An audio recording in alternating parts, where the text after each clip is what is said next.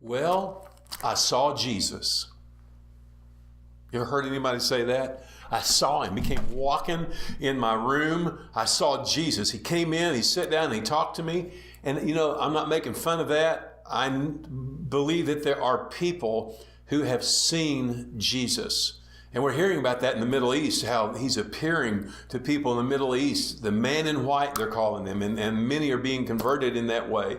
But I remember, well, it's been 40 years ago that I was first coming up in the ministry, and there was people that would talk about back in those days. I don't hear it so much anymore, but I mean, there were people that would say and talk about, you know, a vision that they had, or in some cases where Jesus literally came in the room where they were and sat down and talked to them. And it made me really pretty jealous. Actually, my wife, April, has had Jesus come into her room and speak to her. And that may really sound weird to you, but don't get too weirded out, and don't be thinking, well, golly, I must be a spiritual dud if he doesn't do that to me. And I'm just going to tell you, I've never had it happen to me. Confession time.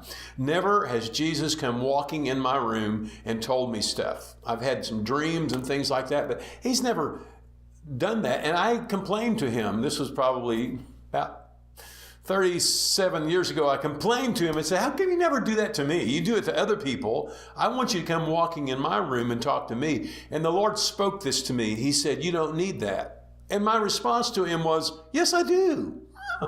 I do need it. He said, no, you don't. And then he said this. He said, you don't need it because I'm living on the inside of you. And my word says, my spirit bears witness to your spirit that you're a child of God.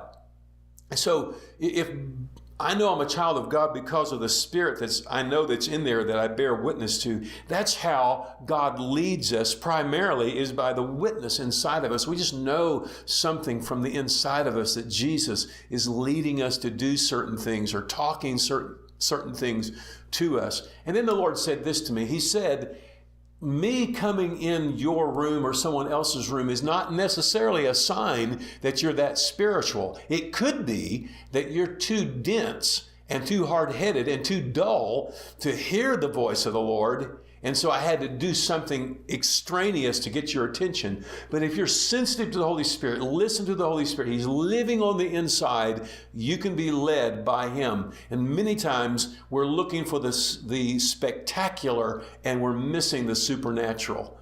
I'll see you tomorrow.